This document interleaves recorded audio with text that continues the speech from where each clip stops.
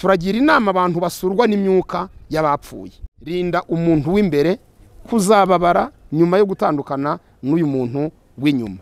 Uyu ni umuntu ugaragara ariko hari undi tutabona, kandi uyu tutabona niwe tuvuga ngo yakuwe mu mubiri. Iri jambo iyo turikoresheje tuba turyumva, none ko yakuwe mu mubiri yagiye he? Tugomba kwita cyane ku kumenya ngo umuntu wabaga mu mubiri akaba yavuye mu mubiri yagiye he, ubuzima yagiyemo ni ubuhe, urugendo yatangiye ni uruhe, amakosa menshi uw'inyuma akora, ibihano bijya ku muntu w'imbere. Abantu benshi babana n'imyumvire yo kumva ko nyuma y'ubu buzima, nyuma y'uko umuntu apfuye biba birangiye, bakirengagiza ko umuntu w'inyuma asoza urugendo w'imbere arutangiye, cyane ko igihe cyo gukatirwa k'uw'imbere kiba kitaragera. Niba kitaragera byumvikane ko avuye mu mubiri yabagamo ariko afite ahandi hantu agiye, kandi aha hantu agiye ashobora kuhababarira cyangwa akishima. Imirimo umuntu yerekejeho amaboko ayikorana umwete kuko ikuzima hajya, nta migambi nta n'ibitekerezo bihaba. Aya magambo Salomo yavuze mu kumvisha abantu ko ibigendanye n'ibikorwa bifatika by'ubuzima umuntu abikora agihumeka, umuntu w'imbere akiri kumwe n'uyu w'inyuma, yamaze gutandukana n'uyu w'inyuma nta yindi migambi bigihari. Ariko hano harimo ubwiru bukomeye. Salomo yagize ati kuko ikuzimu, yavuze ngo ikuzimu nta migambi. Ariko icyo twakibaza, abantu bose bagikuzimu, umuntu w'imbere rero ababara gute? Ubusanzwe iyo umuntu akuwe mu mubiri, iri jambo dukoresha tuvuga ngo runaka akuwe mu mubiri, yakaba yagira ahantu aturiza, agaturiza muri paradizo nk'ubuturo bw'abera aho barindiririye, cyangwa se akaba ari ikuzimu aho arindiririye kuzacirwaho iteka.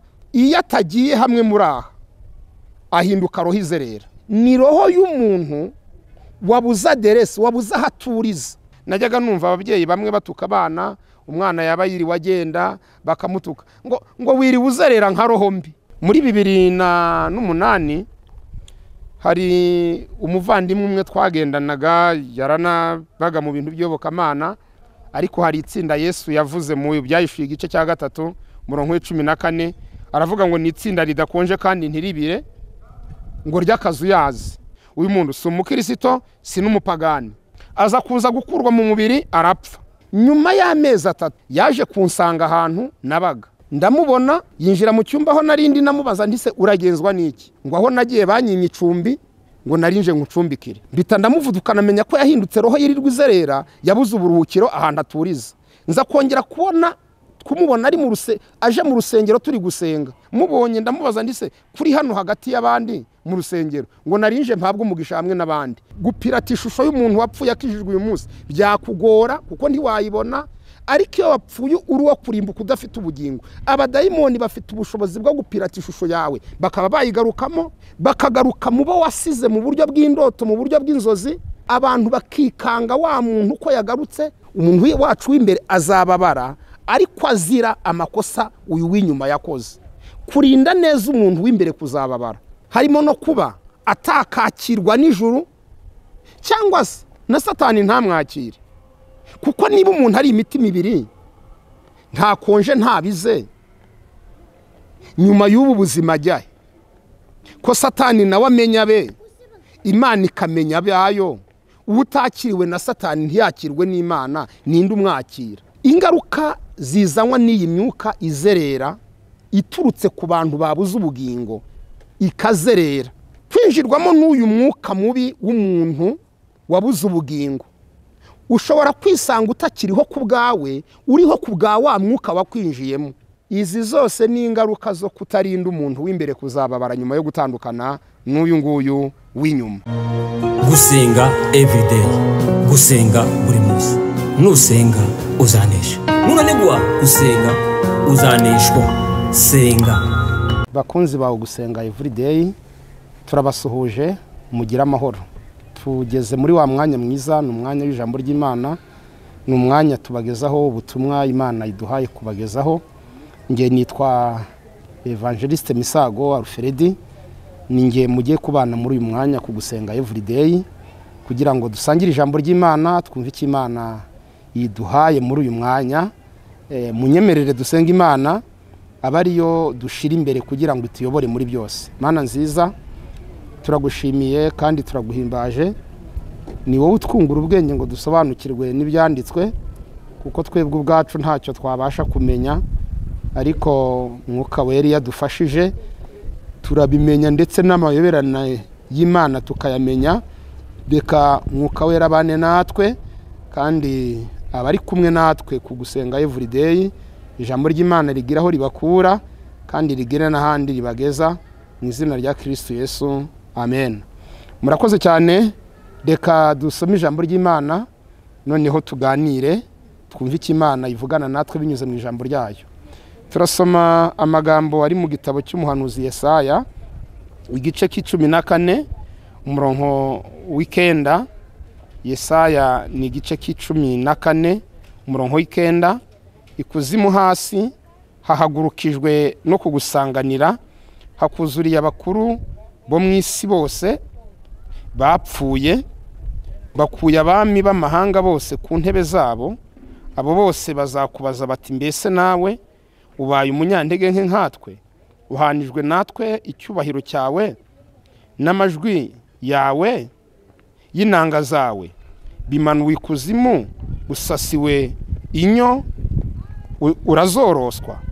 Reka tujye no mu Batesalonike mu rwandiko rwa mbere.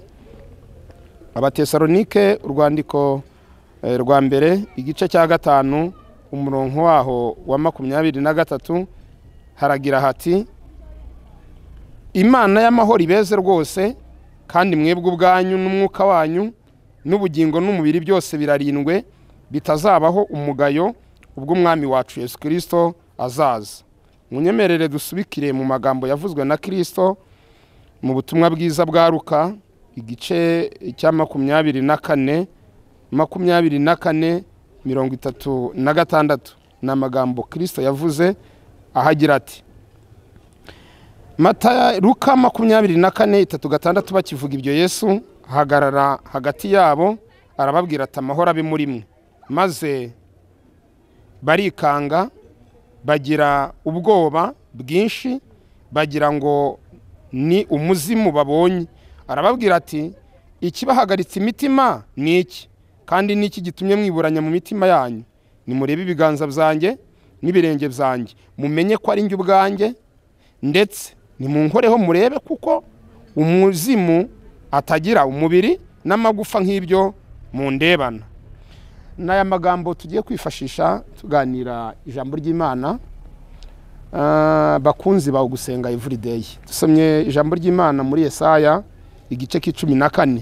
Amagambo tuhasanze ku murongo waho w'ikenda n'amagambo afite ubusobanuro bwinshi, ariko uyu munsi umwuka yayaduhaye nk'amagambo agaragaza ishusho y'umuntu wisanze ahantu atakekaga. Umuntu yisanze ahantu atakekaga, yisanze mu bantu atatekerezaga, noneho habayeho gushaka kumwishima hejuru no kumukina ku mubyimba. Umuntu atunguwe no kubona yisanze muri groupe atakekaga ko yageramo, yisanze mu buzima atakekagamo ko yajyamo, noneho ababusanzemo bafasha akanya ko kumukina ku mubyimba.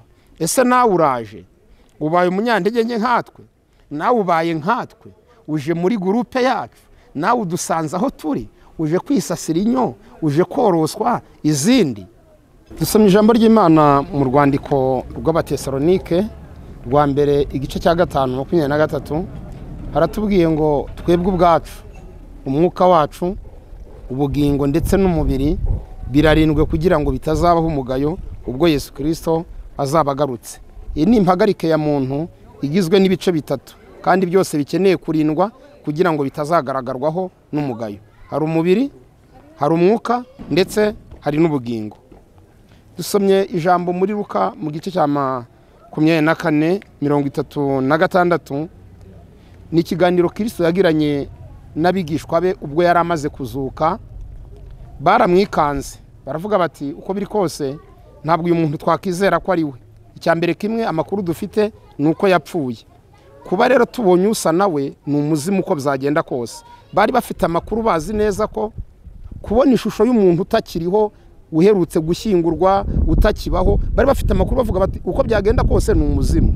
Noneho Yesu kugira ngo abakuremo iyo myumvire yo kumwita umuzimu, arabwira ati okay, ni mu ndebe umuzimu ko mumuzi, igihe mwigiye iby'umuzimu mukabimenya. Umuzimu agira umubiri? Umuzimu mwigeze mubona agira amagufwa? Umuzimu se hari inyama agira? Ni mu ndebe nibwo mumenya ko ari ngewe by'ukuri, ntabwo ndi umuzimu. Abakura rero mu rujijo bamenya ko atari umuzimu, ariko bari bikanze ko yaba ari umuzimu. Ubutumwa rero Imana iduhaye kubagezaho muri uyu mwanya bufite intego igira iti rinda umuntu w'imbere kuzababara nyuma yo gutandukana n'uw'inyuma. Rinda umuntu w'imbere kuzababara nyuma yo gutandukana n'uyu muntu w'inyuma. Nkuko abantu benshi babizi, uyu ni umuntu ugaragara ariko hari undi tutabona, kandi uyu tutabona niwe tuvuga ngo yakuwe mu mubiri. Iri jambo iyo turikoresheje tuba turyumva runaka yakuwe mu mubiri, aha byumvikane ko ni umuntu wakuwe mu mubiri. Hari umuntu wabaga mu mubiri none yakuwe mu mubiri, none ko yakuwe mu mubiri yagiye hehe?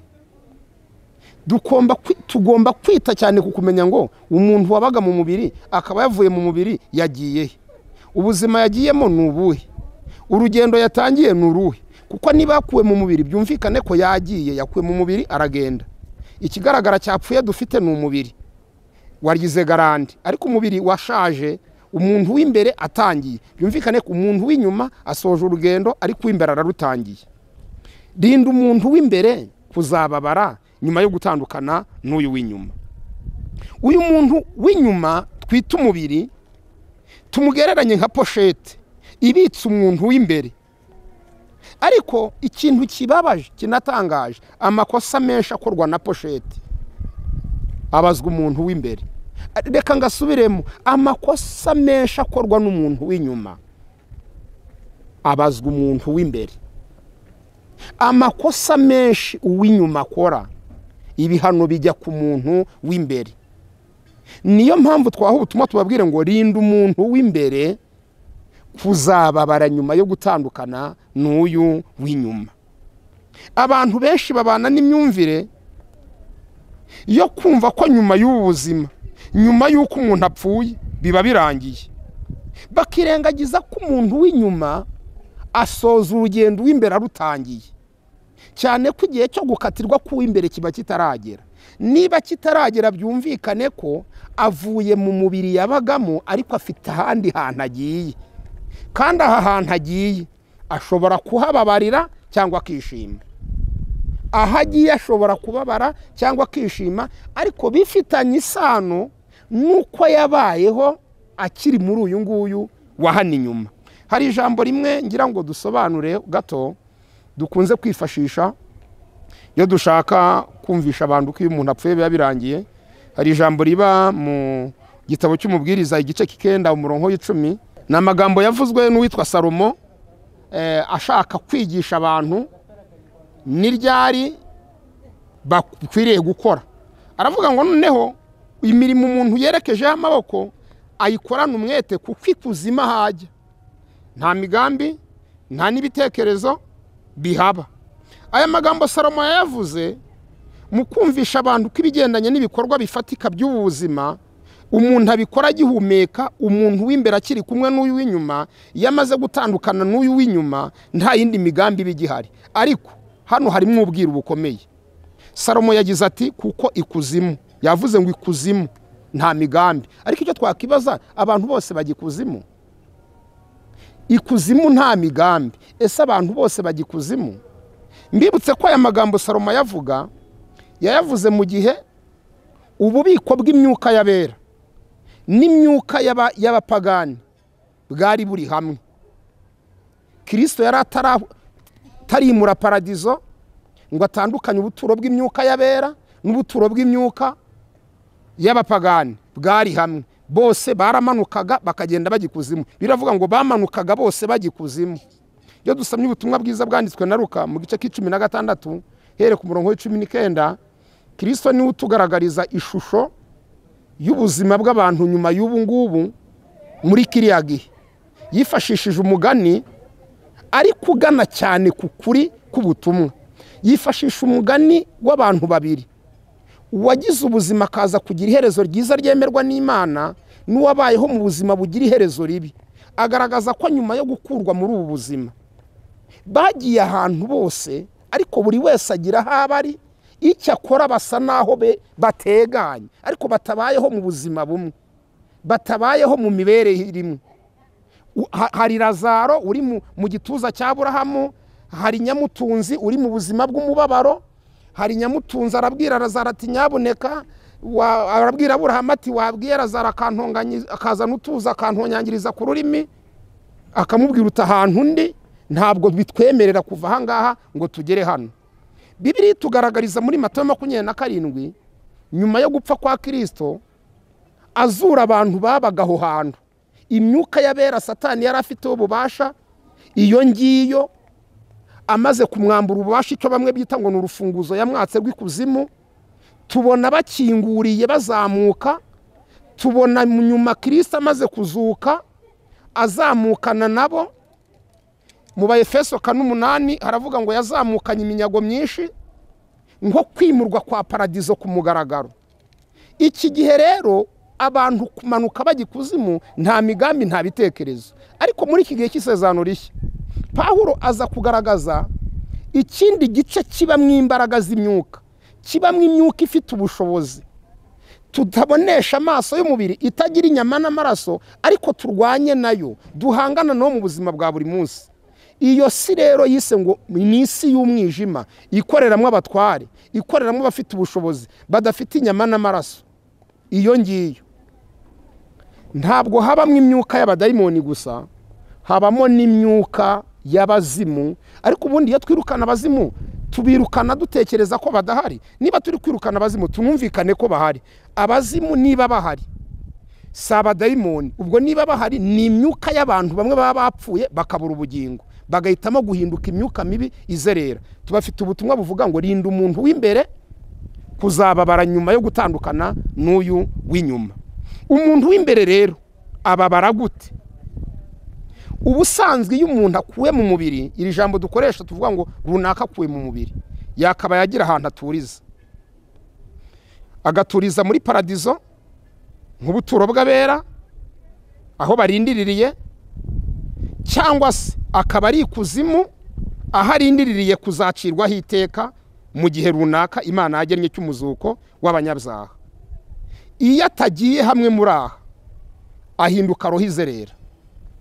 Iyi roho izerera rero ni roho y'umuntu wabuza aderesi, wabuza ahaturiza, yahindutse umwuka uzerera. Kera najyaga numva ababyeyi bamwe batuka abana, umwana yaba yiriwe agenda bakamutuka ngo wiriwe uzerera nka roho mbi. Uyu mwana bamugereranyaga n'umuntu wakuwe mu mubiri, roho ikagenda, yamara kugenda ndibona ahandi ituriza, igahitamo kujya yirirwa izerera. Izi roho zizerera rero niyo myuka ifatwa nk'abazimu. Ku bantu bazi igisobanuro cy'abadayimoni, abadayimoni bo barazwi ni abamarayika baciwe, bamaze gucibwa bahinduka imyuka. Abamarayika baciwe bahinduka abadayimoni, bakorana na Satani. Ariko iyi myuka y'abazimu ikomoka ku bantu babura ubugingo, ni imyuka izerera, ni imyuka yabuze aho ituriza, ni imyuka yabuze uburuhukiro. Mfite ubuhamya muri 2008 hari umuvandimwe umwe twagendanaga, yaranabaga mu bintu by'iyobokamana, ariko hari itsinda Yesu yavuze mu Byahishuriwe igice cya 3 murongo 14, aravuga ngo ni itsinda ridakonje kandi ntiribire, ngo ry'akazuyazi. Iyo umuntu ari akazuyazi ntakonje ntababize, Bibiliya iravuga ngo ni umuntu ubasha kunamuka mu nzira ze zose. Uyu muntu si umukristo, si n'umupagani. Noneho aza kuza gukurwa mu mubiri, arapfa. Amaze gupfa hakurikiyeho iki? Nyuma y'amezi 3 nari nkiri umusore, nari ntarashaka, yaje kunsanga ahantu nabaga. Aje hansanze ndamubona, yinjira muri saro, yinjira mu cyumba aho narindi, namubaza ndise uragenzwa n'iki? Ngo aho nagiye banyimye icumbi, ngo narinje ngucumbikire. Mbita ndamuvudukana menya ko yahindutse roho yirirwa izerera, yabuze uburuhukiro ahantu aturiza. Nza kongera kubona kumubona ari aje mu rusengero turi gusenga, twari turi mu masengesho, ndamubona araza yicara hagati mu ntebe, nanone umwuka wera arongera aramumpishurira, ndamubona, mubonye ndamubaza ndise kuri hano hagati y'abandi mu rusengero, ngo narinje mpabwa umugisha hamwe n'abandi. Mbwirwa ko yahindutse roho mbi yirirwa izerera, kuko nyuma yo gukurwa muri uyu mubiri yabuze ahantu aturiza, ahitamo guhinduka roho yirirwa izerera. Kandi muri uko kuzerera nta kindi kiri kumuzerera, nta kindi kimuzereza, ni ugushakisha icumbi mu bo yasize. Uko uyu mwuka uzerera uzagira imbaraga niwinjira mu kinyabuzima kikiriho. Mujya mwumva abantu bavuga ngo barwaye abadayimoni, kandi si muri iki gihe cyacu gusa, no mu gihe cya Kristo bari bahari.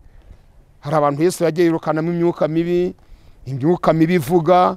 N'uyu munsi hari abantu muzabona bari gusengera, mwumve hari ibintu biri kubavugiramo, ngisi ibintu kuko nyine abantu bamwe ntibabimenya. Hari nabo biba byayo bari kuvuga bati ibi ni ibiki biri kuvugira muri uyu muntu, hari nabo bari kureba bagaseka bati uyu muntu hari ibintu biri kumuvugiramo. Mbivuze gutya kuko ku Gusenga Free Day dukurikiwe n'abantu benshi, hari n'ababa batarasobanukirwa utse ibintu bivugira mu bantu nibiki. Aba bantu dusengera mukabona bari kuvugirwamo n'ibintu, ukumva ibintu biri kuvugiramo umuntu, reka tugende bikajya bisakuza, turagiye. Noneho hari n'abasenga bakabikuramo amagambo bakamera nk'abari kubikoresha nkete. Mwavuye he? Twavuye kwa runaka. Yabatumye iki? Kuzasiga tumwishe. Ibi nagiye mbibona, mbona abanyamasengesho basengera umuntu rwose imyuka ibintu bikamuvugiramo, gavuga uti turagiye. Ni ibiki biya bimuvugiramo? Ibi bintu bimuvugiramo hari n'igihe ukurikirana bikavuga, bikajya bivuga amazina, bikavuga izina ukumva ni sekuru wapfuye kera, bikavuga izina ukumva ni nyirarumuherutse gupfa mu bihe byashize, bikavuga izina ukumva ni nyina wapfuye mu myaka yashize, bikavuga izina ukumva ni se, ukumva amazina biri kuvuga yinjiye muri uwo muntu. Ni yose ukurikiye icyo gisekuru arimo, ayo mazina arahabarizwa. Mu Banyarwanda mu mihango ya gipagani hari ikintu ntekereza ko hari bamwe bakibyizera banabikora. Hari ibintu bita guterekera abazimu, guterekera umuzimu.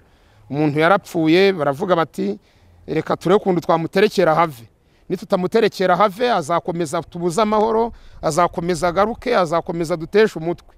Kuki bari kwikanga ko umuntu wapfuye ashobora kongera kubatera akababuza amahoro, kugera ku rwego bajya kumuterekera bagavuga tumuterekere ahave, atazaza kutubuza amahoro, atazajya buza abana gusinzira. Nuko bazi neza ko bishoboka cyane ko umuntu w'imbere ari we nyamuntu amaze gutandukana n'uyu mubiri, bitewe nuko yarabayeho muri ubu buzima, ashobora guhinduka roho, umwuka mubi, roho mbi yirirwa izerera, kugera ku rwego inabuza n'abantu bamwe umutekano mu bo yasize.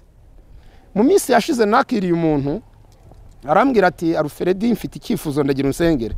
Mubajije icyifuzo afite, arambwira ati mperutse gupfusha umugabo wanjye aho amazire gupfa, twarasenganaga ariko nagize ikibazo ari kujya nsura.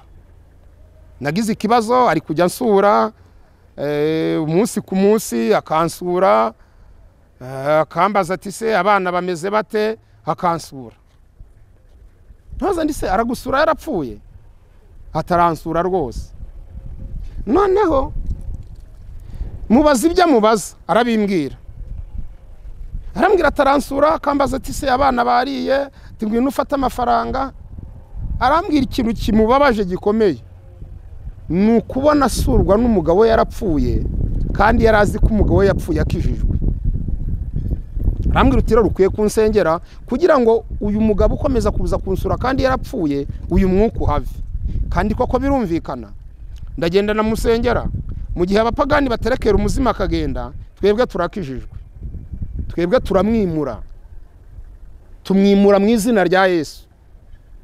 Nawe wari ufite gahunda yo gushaka abapfumu ngo bakwirukanire amazimu baragutera, bakwirukanire benanyu ngo baragutera, ngo usurwa n'umuntu utakibaho, nawe wumva guvuga uti nzajya mu bapfumu. Wijya mu bapfumu. Dufite Imana dufite Kristo afite ubushobozi bwo kwirukana imbaraga z'umwijima ku bantu, ibisura abantu bikababuza umutekano, ibibabuza abantu amahoro.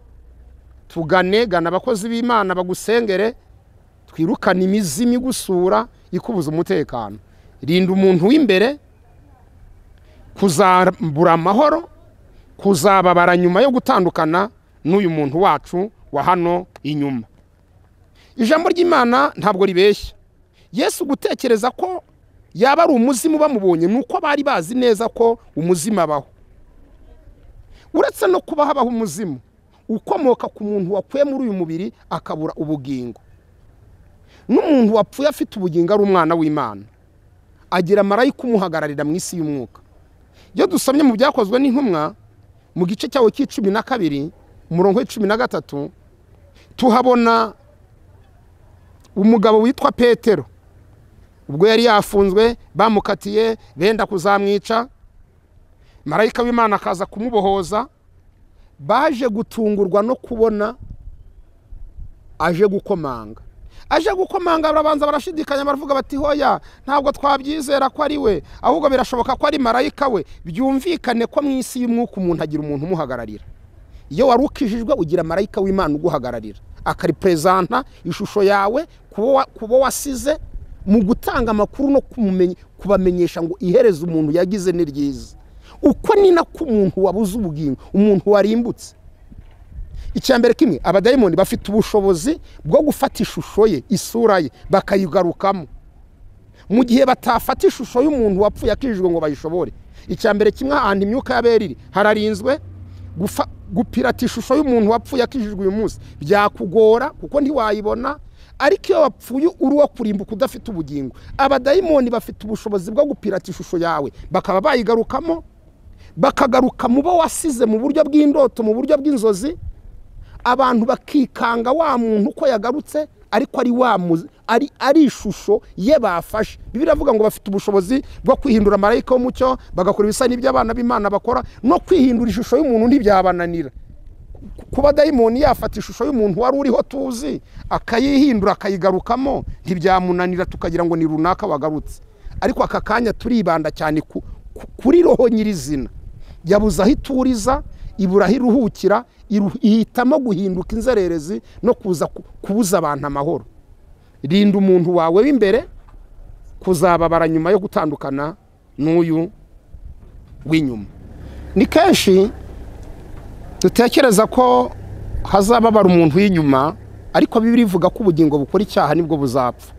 Byumvikane ko umuntu w'imbere niwe witaba Imana, ni nawe uzitaba urubanza. Iyo tutamurinze, biratubwiye ngo rinda imibiri, umwuka, ubugingo birarindwa. Iyo tutarinze umuntu w'imbere, turi kumushyira mu kaga ko kuzababara, turi kumushyira mu kaga ko kuzapfa, kuzakatirwa. Ubugingo bukora icyaha nibwo buzapfa. Turasabwa kurinda umuntu w'imbere, tukamurindisha ubuzima n'imibereho tubamo. Nababwiye ko amakosa kenshi dukora muri ubu buzima tuyakoreshejwe n'uyu mubiri agira ingaruka ku muntu wacu w'imbere. Umuntu wacu w'imbere azababara, ariko azira amakosa uyu w'inyuma yakoze. Kurinda neza umuntu w'imbere kuzababara ni ukumurinda, umenya uko witwararika, umenya imyanzuro ufata ubitewe n'uyu mubiri. Ijambo ry'Imana ridusaba kenshi kutumvira ibyifuzo by'uyu mubiri. Bibiliya iravuga ngo ntitukajye duha urwaho ngo imibiri yacu ngo ikore ibyo yararikiye. Impamvu biri twihanangiriza kudaha urwaho imibiri yacu ngo ikore ibyo yararikiye, nuko iyo tuyihaye urwaho igakora ibyo yararikiye, birahindukira bikagira ingaruka kuri wa muntu wacu w'imbere. Harimo no kuba yabura haturiza, harimo no kuba atakakirwa n'ijuru, cyangwa se na Satani ntamwakire. Kuko niba umuntu ari imitima ibiri, nta konje nta bize, nyuma y'ubu buzima ajyahe? Ko Satani nawe amenya be, Imana ikamenya abayo. Utakiriwe na Satani ntiyakirwe n'Imana, ninde umwakira? Ajya muri rya tsinda Pawulo yavuze rikorera mu isi y'umwijima, ridafite inyama n'amaraso, riturwanya umunsi ku munsi, riturwanya ku manywa na nijoro. kandi kuba muri ubwo buzima ni umubabaro, kuko umuntu yakaba yatandukana n'uyu mubiri akaruhuka agategereza igihe cy'umuzuko. Ntukabona umuntu atandukana n'uyu mubiri ngo ahinduke roho mbi yirirwa izerera. Munyemerere tubabwire ingaruka nkeya zizanwa n'iyi myuka izerera nyuma yo gutandukana n'uyu mubiri ikabura ahandi ituriza. Ni izihe ngaruka? Ingaruka zizanwa n'iyi myuka izerera iturutse ku bantu babuze ubugingo ikazerera, iyo twita abazimu, bamwe bajya banarengera bakanayishyira mu byiciro, bakavuga iy'ibigore, bakavuga iy'ibigabo, ibintu bitanashoboka, kuko hari n'abirukana ukumva birukanya abazimu, bakavuga bati nabasa abazimu gusa twirukanye, dushyizeho n'icyiciro cy'abazimukazi. Ni nko kuvuga uti twirukanye abazimu b'ingore n'abazimu, ariko iyo byageze mu isi y'umwuka byose ni imyuka, biba byahindutse imyuka, nta bigabo nta bigore, byose ni imyuka. Aba bazimu rero bagira ingaruka zikomeye cyane ku buzima bw'abantu.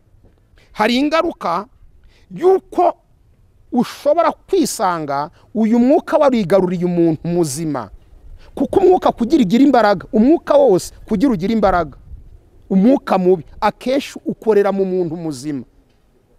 Petero ajya kubuza Yesu gupfa, Satani yamwinjiyemo, amwinjiramo ari umwuka.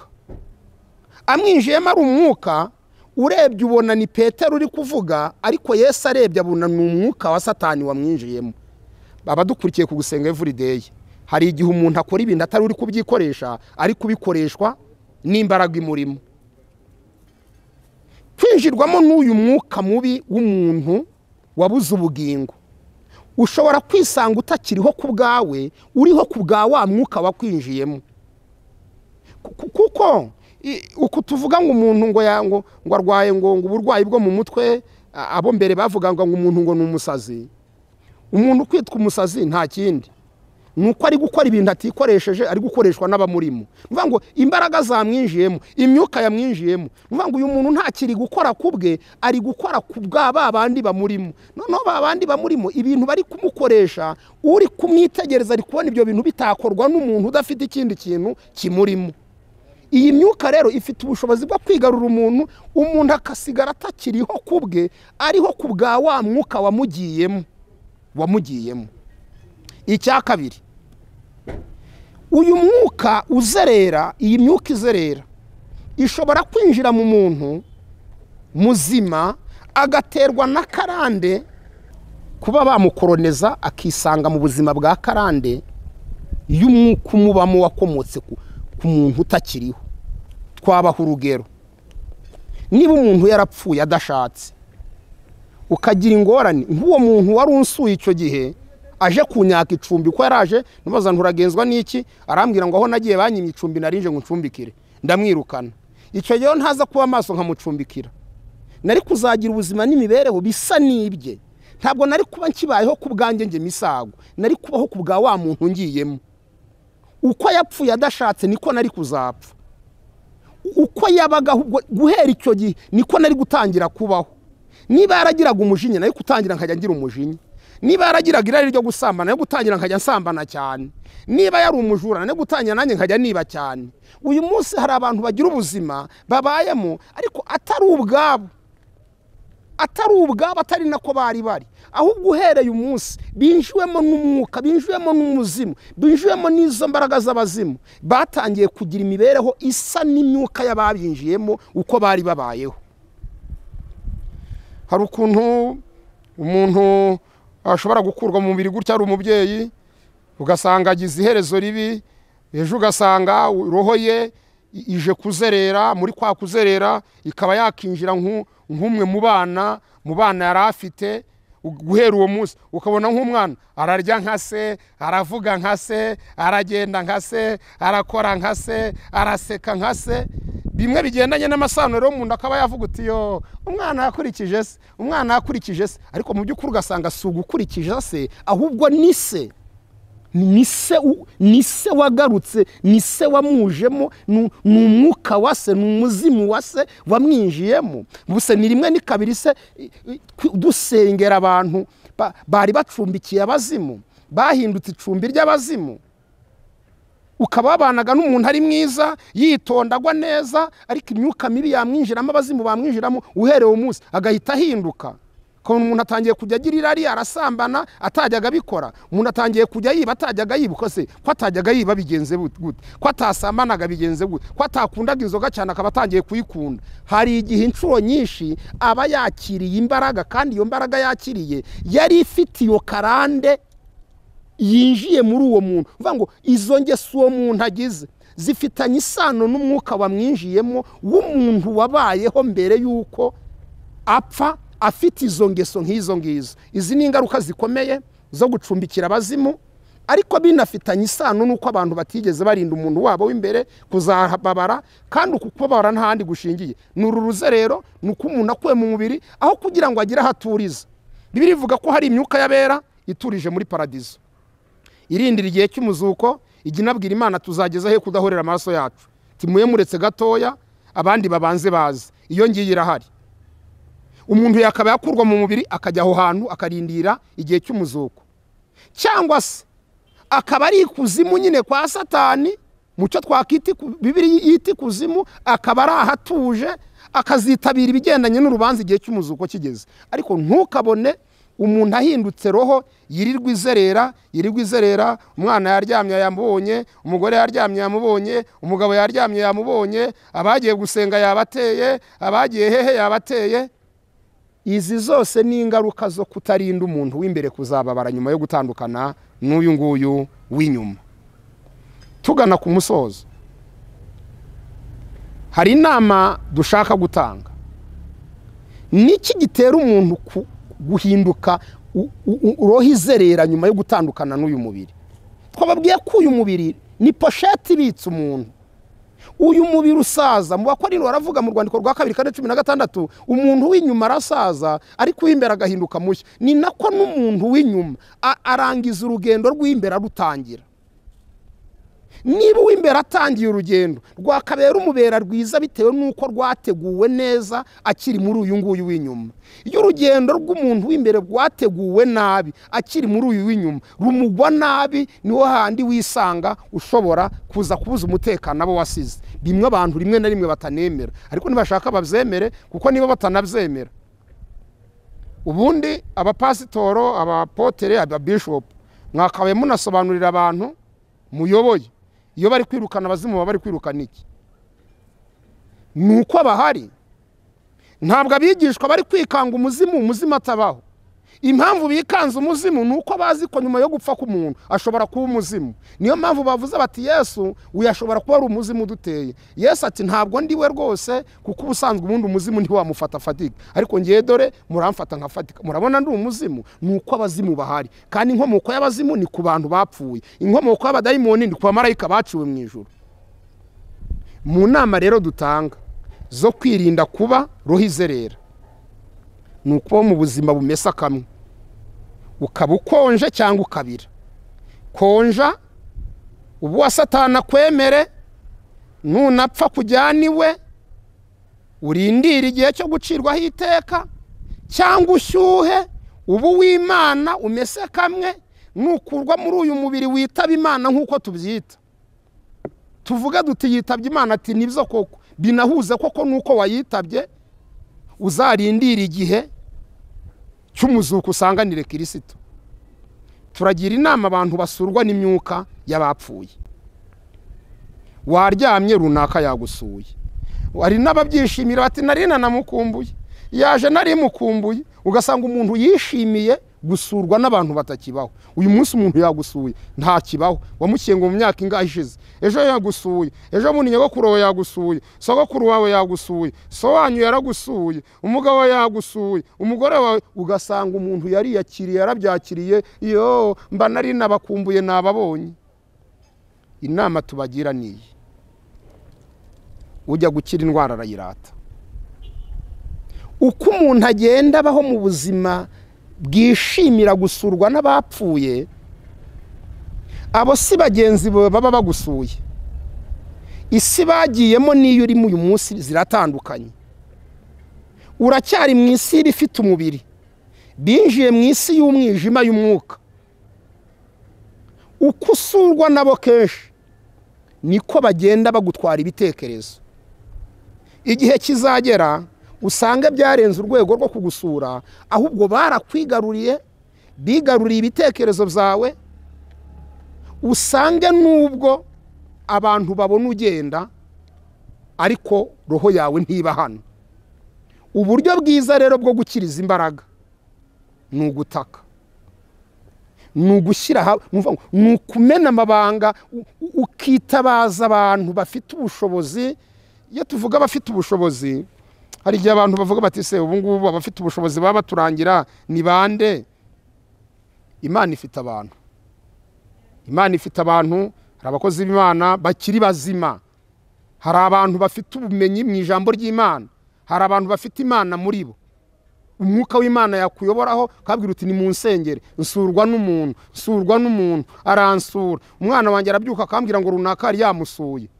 Ni mwitabaza abantu b'Imana, babasengera Imana, babagira inama, babafashe, kuko nukomeza kubaho mu buzima bwo gusurwa n'abatakiriho, bizarangira intekerezo zo bazigaruriye, bizarangira ubuzima bwawe butwaye, usigara ubaho utariho ku bwawe, ubayeho kubw'imyuka yaguteye.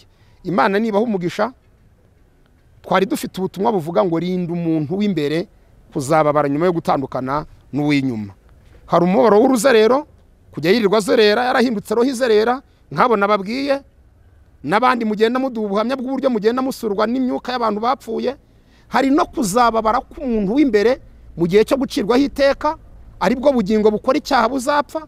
Ibyo byose kubirinda nta kundi ni ukuba muri uyu mubiri, ubana n'Imana neza, ubana n'abantu amahoro, ukaba muri uyu mubiri warameshe kamwe, warayobotse Imana, akaba ari uhangaho amaso, utarakazuyazi, utari umuntu w'imitima ibiri. Ubwo buzima nububamo nta kabuza uzapfa nk'abakiranutsi. Abamarayika bazagufata, bazakujyana mu gituza cya Aburahamu, urindira igihe cy'umuzuko, igihe abandi bazazukira usanganire Kristo. Amahoro y'Imana nabane namwe bakunzi ba Gusenga everyday. Nge nitwa Evangeliste Misago Alfred. Amagambo tubabwiye arakomeye, tuyavuze twihuta. Hari abantu bajya batubwira bati tuvuga twihuta, muvuga ibintu byinshi mukabivuga mwihuta. Nibyo birashoboka, kenshi tuba dushaka kuvuga byinshi mu gihe gitoya. Ari nayo mpamvu benshi tubasiga muri konviziyo muvuga muti nditubyumva haraho tudasobanukiwe. Nimutubaze tubasobanurire. Mwanyura kuri kontakite za Gusenga everyday ziba ziraho ngaho hasi ya video. Mwanyura kuri kontakite zacu za Misago Alfred 07845247 cyangwa akamenyetso ko guteranya 250 7 ikurikiranye 5247. Aho hose twaguha ubusobanuro ibyo udasobanukiwe, ni icyifuzo ufite, usurwa se n'imyuka y'abapfuye.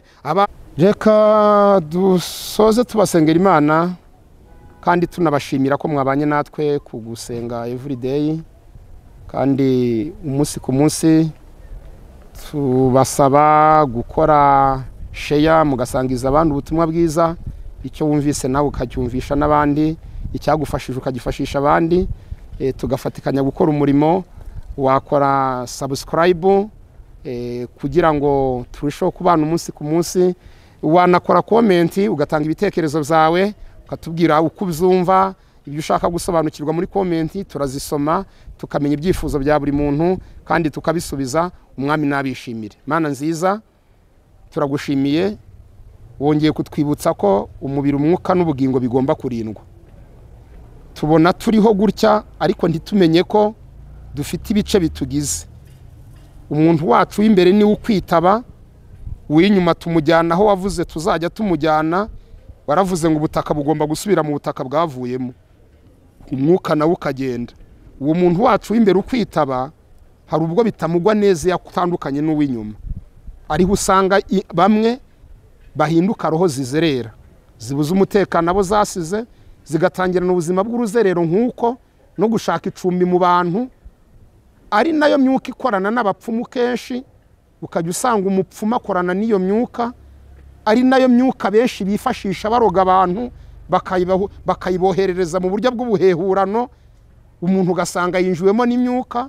Twamusengera uti twitwa ba runaka, tuvuye runaka, ntitwifuza ko hari umuntu Satani yazahindura igikoresho akajya amukoresha agakoresha roho ye nyuma yo gutandukana n'uyu mubiri.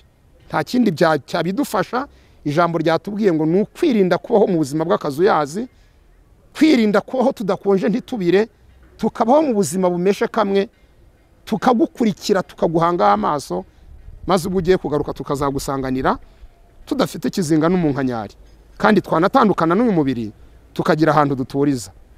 Bidushoboze, ushoboza abadukurikiye umunsi ku munsi, kugira ngo uzabarinde uruzerero nyuma y'ubu buzima, uzanabarinde gukatirwa k'umuntu wabo w'imbere, ahubwo bazabona ingororano zihagije, kandi umuntu wabo w'imbere igihe nikigera azahabwa undi mubiri mushyashya, umubiri udasaza, umubiri utabora. Tubigusabye tubyizeye mu izina rya Kristo Yesu, amen.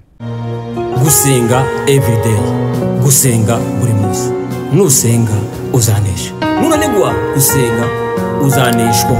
Senga.